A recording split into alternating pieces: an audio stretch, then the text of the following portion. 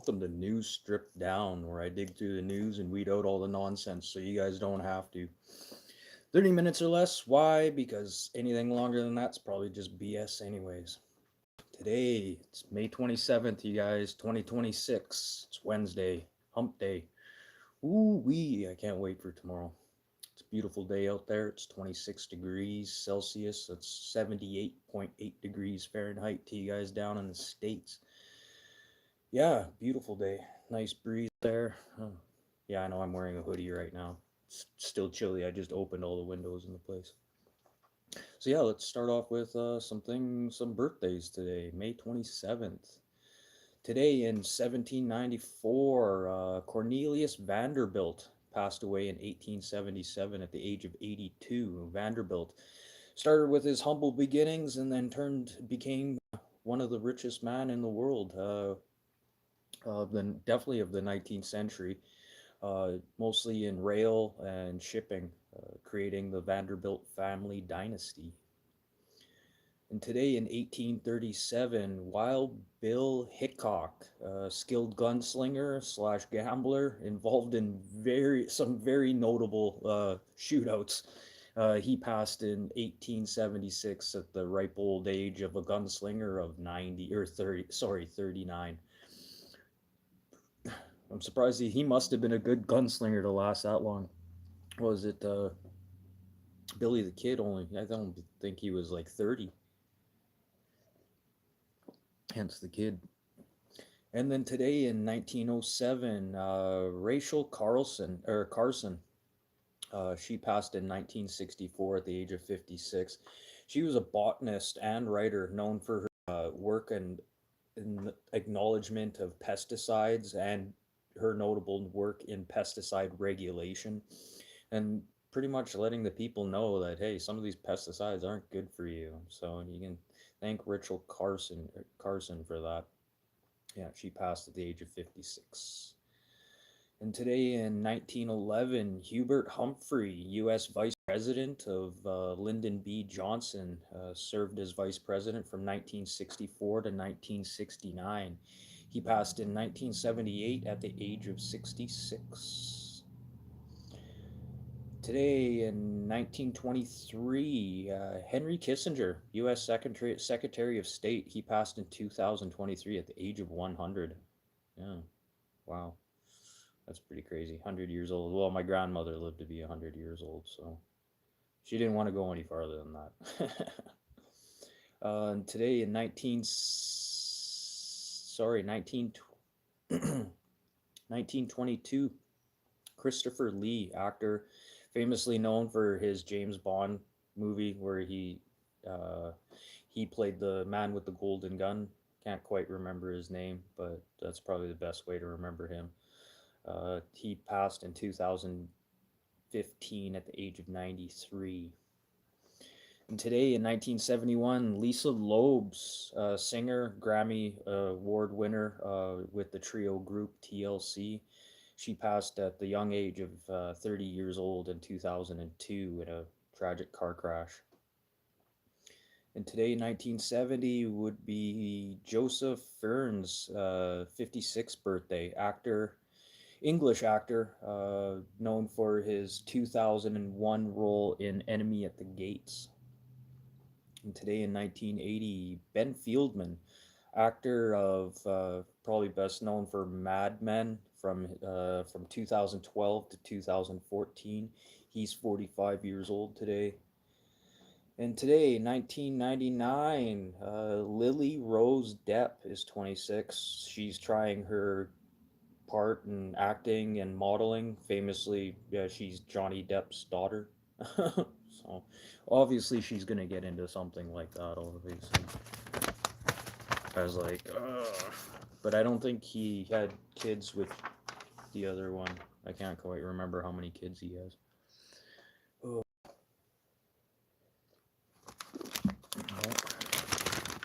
Well, I gotta go back a page. I forgot to flip my pages around. So yeah, today is May 27th, 2026, you guys. It's Wednesday, hump day. It's 26 degrees degrees Celsius. That's 78.8 degrees Fahrenheit to you guys down in the States. And get into the news. Yeah, don't forget to hit the like button, subscribe. I'm here Monday to Friday, 4 to 4:30 p.m. Central Time. 30 minutes or less. Why? Because anything longer than that's probably just BS. So let's get into the news. So there's been a lot of talk in Europe right now about their green energy projects. Like has some plans right now to be 100% renewable energy by 2045. But there's a lot of work to be done, especially with European countries right now. Yeah, it's all fine and dandy, like you have all this wind power, solar power, and stuff, but then you still have to switch to natural gas when you're not using all of this green energy.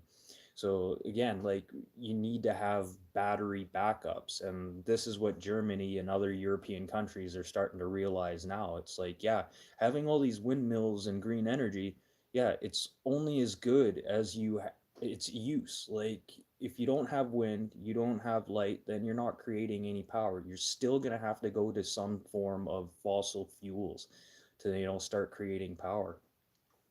So like again, this walking before you can run. Like everyone's thinking like, okay, let's do all this green energy. Let's do all this green energy. But it's not working.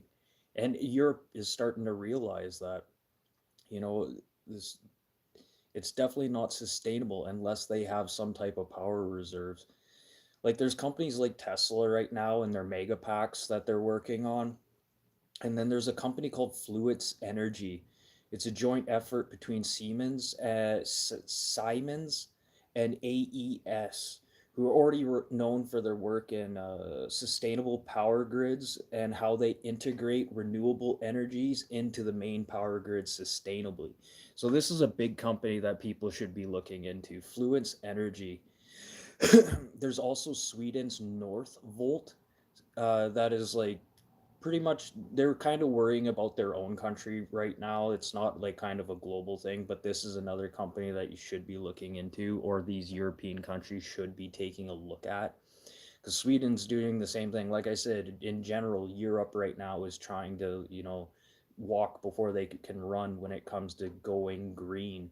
And with Germany's like 2045 planned on going green, it could be possible, but if you guys don't have the battery backups to be able to doing storing this power, then you're gonna have to go back to some form of fossil fuels and some reliance on other countries for their fossil fuels. And this is what Europe wants to do is stop relying on Russian oil and Middle Eastern countries oil and stuff. Like a lot of countries are starting to realize like how much we rely on each other, but that had already been set in stone for a while. And it's not just Europe; it's Canada too. When it comes to green energy, too quickly, like this whole EV project, electric vehicles, like there's a lot of people pulling funding out of this now because battery market isn't where it was. Like, and it's starting to catch up, and this is part of because we don't have the proper infrastructure to be powering all these electric vehicles. And then it also has to do with region. Here in Canada, especially where I live, where it gets to like minus 45, minus 50 on the coldest winter days. Electric vehicles are just not the way to go. It's not feasible for us to have electric vehicles. The maintenance costs and the shelf life on the batteries, these colder climates are very, like, very damaging when it comes to some of these batteries. So it's just not feasible for areas to do it. But like the way Europe is setting up right now, yeah, electric vehicles still don't work because you're still burning fossil fuels to create the electricity. Like even just electric vehicles from where did I put the stats for that? Of course, I didn't highlight the stats for that. Well, even okay, let's just get back into the solar and wind and stuff and how Europe is doing this. Okay, just from 2020 to 2022, Europe or China has combined more into green energy than all of Europe's countries combined, which is kind of scary. Like China is ahead of like everyone else in the game. So I know China's keeping some of this stuff close to their chest.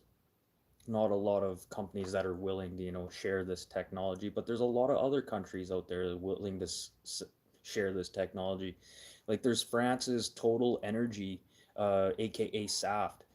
They're getting into major battery or major storage capacities when it comes to infrastructure and grid networks. Like there's so many, and I don't know why Europe is so behind when it comes to doing stuff like this. Like we're evolving way too quickly and we're evolving in the wrong ways. Like this is just a basic Sims. If you've ever played The Sims, this is exactly what it is. You don't start building buildings all over the place. First of all, you have to have the infrastructure. You need to have your water, your sewer, your sewer plants, your power plants. And the same thing comes when it comes to green energy. Okay, first of all, we build all these windmills, we build all this solar power, but we can't capture it efficiently and properly and store it properly. So we're still got a major hurdle. Like, so what's the point of putting all this energy into building windmills and these solar fields if we can't properly store the energy? So it's still a lose-lose situation until they can figure out all this. So that is just messed up. And some Canadian news. Sorry, I just got to check my notes here. Okay, yeah, here, let's do this one first. So, Taiwan just, Taiwan's Prologium technology company is building a battery facility in France, since I was just talking about batteries, as they're about to merge with another firm right now, which could value the company at around $3.8 billion. Um, and they're planning to go public soon with this announcement. So, but the thing is, I think this is a little overvalued at $3.8 billion. And with the way things have been going with battery factories, like especially here in Canada, like there had been planned agreements to put some of these battery facilities for electric vehicles in here in Canada, and they seem to be just falling through. And this is because the EV market isn't set where they thought it was going to be. They thought they were going to have more electric vehicle sales, but no, that's not what's happening. There's too many people. Like again, they're building more batteries than they are cars. So really, is this company worth 3.8 billion dollars right now? Yeah, there's going to be a lot of hype over this company, but to say that they're actually going to build this plant in France, well, technically they're already actually making batteries there in France right now. And then Europe's total sales of, well, okay, this is Europe's total sales of electric vehicles, and okay, just take this into consideration. These are hybrid vehicles that run on gas too that are added into this. So that's around, in 2025, total electric vehicle sales is around 28%. So this could be good for Europe too. But is there going to be like too abundance of these batteries? Is this company going to like keep going? Or is it just one of these planned promises, and it's not really that it's a promise. It's, trying to walk before you can run. They're going to saturate the market to the point where, it's going to put themselves out of business. And this is almost what's happening right now. Like Honda just pulled out of Canada due to the fact that they just lost a crap load of money because of their EV sales are way, way down. And they weren't expecting the market to go like that.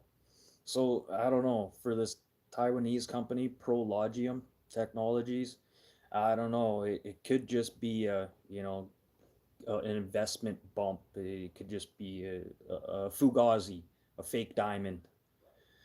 So yeah, that's pretty crazy. And then since I'm here, might as well talk about this. And I'm here Monday to Friday, 4 to 4:30 p.m. Central Time. Probably won't be here tomorrow though. So yeah, in Canada news though, so Canada announced that they're going to be buying the Swedish early warning aircraft rather than the US model.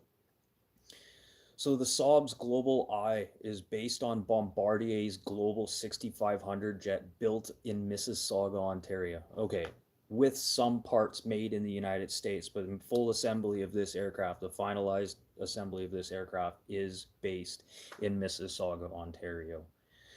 Yes, they do have U.S. facilities and stuff, and I don't know how they're going to deal with this logistically when it comes to tariffs. Just getting some of these parts to this to Bombardier from the United States, but this is a major plus too. Like they just killed pretty much three birds with one stone by doing this. You know, like one, it's gonna open up more jobs in the aerospace industry. It's gonna keep jobs, you know, and sustainable jobs and good paying jobs. You know, this is awesome that way. So there's one right there, and then now we just covered our Atlantic security or Arctic security now. So now we can not have to rely on the United States as badly, and we don't have to have them pointing the finger at us, be like, hey, you aren't contributing your part. Okay, not only that, we're going to contribute our part, and then we're going to get our aircraft from Saab that are our aircraft, you know, and then we don't have to worry about paying, you know, our monthly subscriptions. You know, this is one thing that I think Canada was really looking at when it came to purchasing aircraft is like, is there going to be an app for that?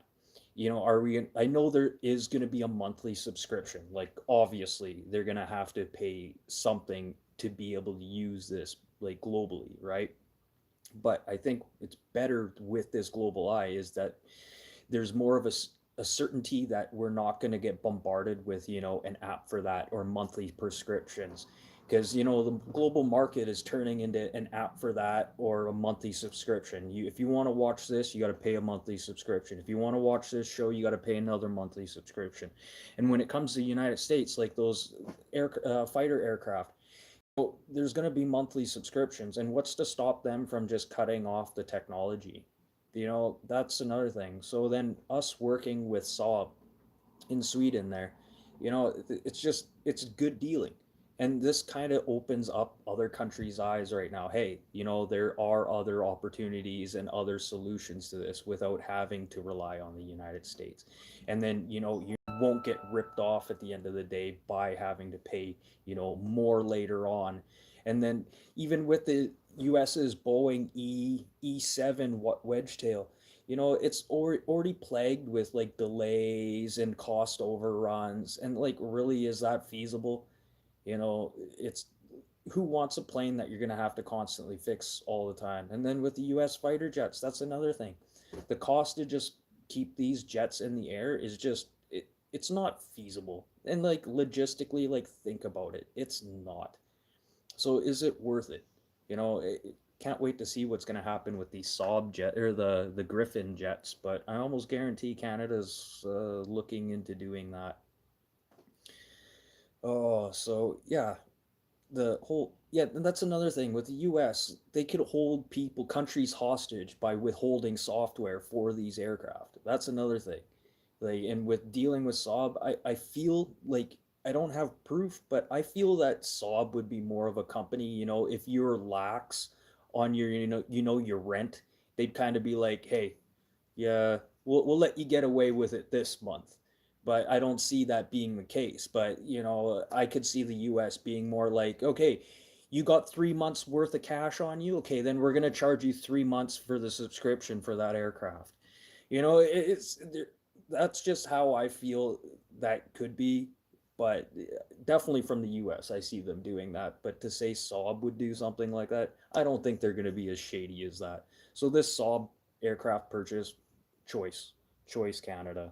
I know Carney's going to get a lot of flack because we're putting all this money into our defense and stuff, but like I said before, our defense has been slacking for the last 20 years. We just, especially during the Trudeau administration, it really started slacking.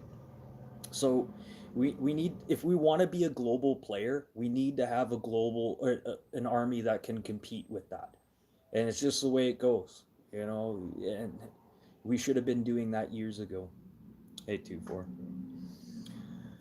Oh, sorry, I'm doing everything backwards today. Happy hump day, everyone. It's beautiful outside right now. Can't wait till tomorrow. And go get some beer and some smoke. Uh, oh, did anybody watch the the little debate they had with the premiers, the West Coast premiers, they're all sitting down together. Oh, it's just I'm not a big fan of Wob Canoe by any means. He's saying he's giving people things, and it looks like he's doing a great thing, but he's people aren't seeing the repercussions of his actions. But what he said to Danielle Smith the other night, where he was like, lies, blah blah blah, whatever. That's a spade calling a spade. It's a politician coming on another politician's face. It is what it is. But he did have some really good points that I do agree with. He said to put this whole separation thing, put it off for a year or two, because there's things rolling right now. There's absolutely, like, it's not going to happen overnight, but things are starting to roll right now. And wouldn't that just be some mud on your face to the separatists? Like they start getting what they want, and then, pipelines start getting built.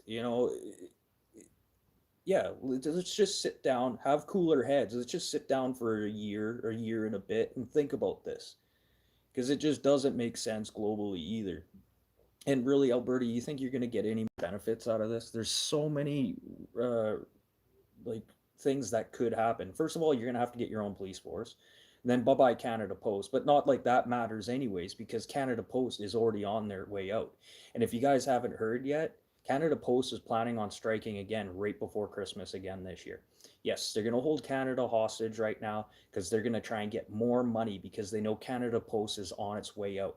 So you're going to have these higher ups, they're going to have all the lower down people strike for them so they can get that extra bit of money before they gets the oust.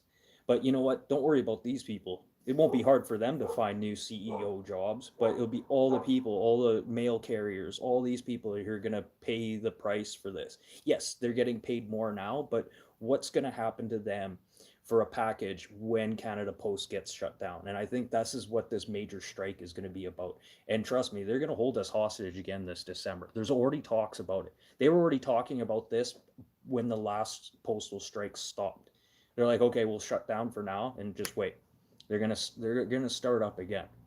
Trust me, I keep my ear to the ground on that one. And then speaking of Alberta and BC, there's David Abbey here. Like, I don't know what this guy's deal is right now. He's constantly criticizing Danielle Smith, and it's again a spade calling a spade. He's no better than anybody else right now, and right now he's not looking better than anybody else. He's sitting here criticizing the way pipelines are being built and how they should be built or where they can be built, and like criticizing Alberta and agreeing on some pipeline deals with Carney. Okay, whoa, whoa, put the brakes on this here, dude. You have that the phase two expansion project for the liquid natural gas in Kitimat that's coming up here, and then you've signed that with the federal government. Like, dude, there's just one thing. Okay, I'm surprised Danielle Smith isn't criticizing you for this. And then not only that, you have the Keysi Limits LNG project that just secured funds for that just secured funds for that liquid natural gas distribution facility.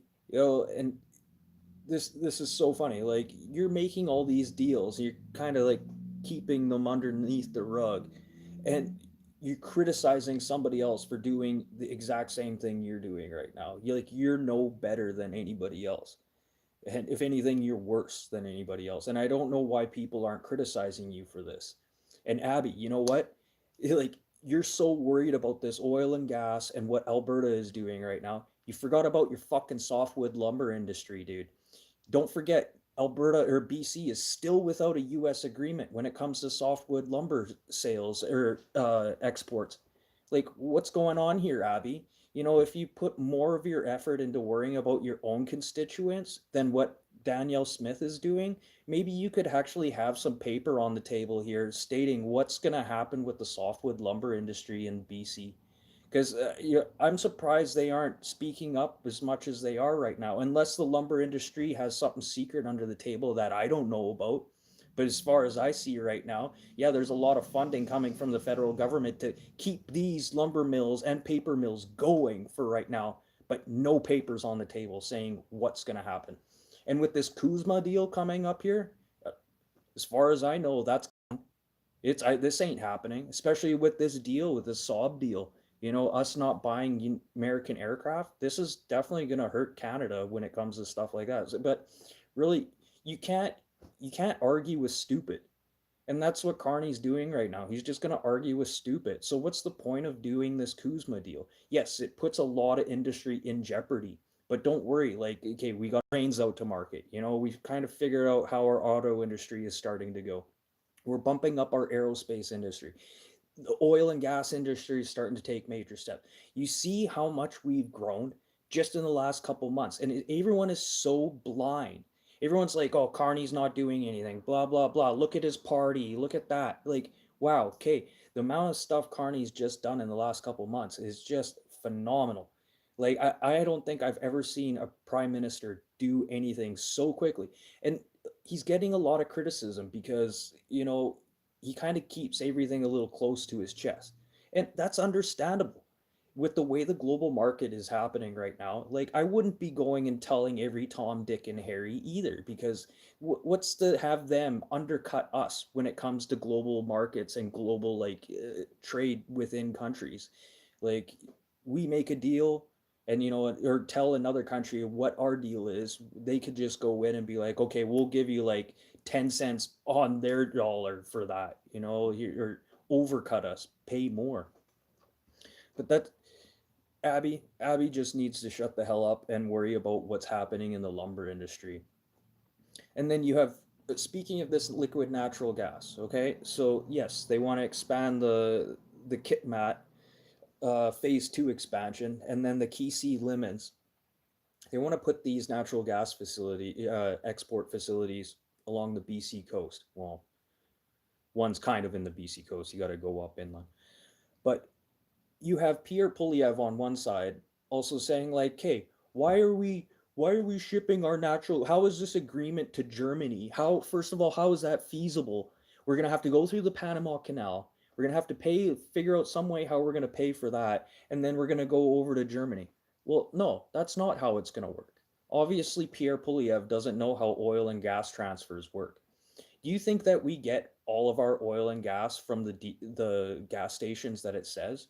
Like, there's Co-op, you have Shell, you have Esso, I'm just, you have Exxon. Now think about that.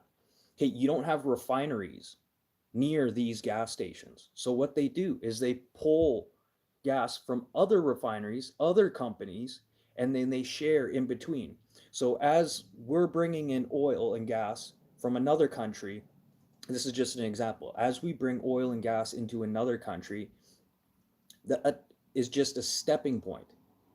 So we could take our natural gas to Australia, go around that way, and just use that as a hub. And Shell Fuels already did this. So what they're going to do is they're just going to share fuel from places to places, transfer here, over there. It's not as complicated as it sounds, and it's not going to cost as much as it's going to sound. I already talked about this probably 2 months ago about how Shell Fuel went from Australia, brought a load of liquid natural gas to the BC coast, and then people asking why. Why? This is to prove a point. You know, if we can do this efficiently back and forth, then that cuts a trade route. We don't have to worry about the Panama Canal. We don't have to worry about the US. We have a whole nother shipping route that we can be using. We don't have to be using the Arctic. There's no need to be doing that. And then that's just more of a headache because now we have to keep those paths open. So even, yes, there's talks of opening up Churchill as a shipping route. Is that really feasible? Because then we're going to have to put money into like icebreakers and other things like that. Yes, we're going to have to put more money into icebreakers anyways to be able to shore up our Arctic defense. But that's just the way it's going to be. But yeah, that's it for the news today, you guys. Yeah, pretty crazy. I might be back tomorrow, unless you guys want me to do things that happened today in history. Was there anything like important? Let's see. Today in 1703, St. Petersburg is founded by the Russian Tsar Peter the Great. In 1905, Japanese fleet destroys the Russian East Sea Fleet. Yeah, Japanese. I think that's where they got the chip on their shoulder to think they could just invade Hawaii. or the U.S. 1940, the evacuation of Dunkirk. In 1999, 5 men charged with crimes against humanity committed in Kosovo. 2006, earthquake in Indonesia kills over 6,600 people. 1933, Walt Disney released The Three Little Pigs, awarded Best Animation Award in 1934, the year after it was released. And today in 1977, the Sex Pistols released God Save the Queen, sparking major controversy and a total ban across the BBC. That's TV and radio. But yeah, that's it for the news today, you guys. If you like this, hit the like button, subscribe. I'm here Monday to Friday, 4 to 4:30 p.m. Central Time, 30 minutes or less. Why? Because anything longer than that's just BS. And yeah, I might be around tomorrow, you guys. I gotta go help some people. I got some plans for Thursday, and yeah, I'll see how everything goes. But I'll probably still put up uh, me going live, but there won't be anything. So just a heads up, but I'll put something on there. But I do have some good comics that I've been working on with AI that I really like that I might put on, because if I don't put them on now, they're not going to be relevant much longer. So that's the whole point. Hey, thanks. I've been working on that for a while. Yeah, thanks for tuning in. But like I said, I'm here Monday to Friday, 4 to 4:30 p.m. Central Time. So yeah, I might not be here tomorrow, but most likely I won't be here. So yeah, but if something big comes up, I'll talk about it. But I'm out of here. You guys won't. If I don't see you tomorrow, you guys have a. Well, I'll see you Friday for sure because I can't leave you guys hanging dry for the weekend. And yeah, I'll see you guys Friday then. And if not, if I don't see you guys again, have a great weekend. It's supposed to be beautiful here in southwestern Manitoba all weekend. So yeah, you guys have a good one, and I'll see you later.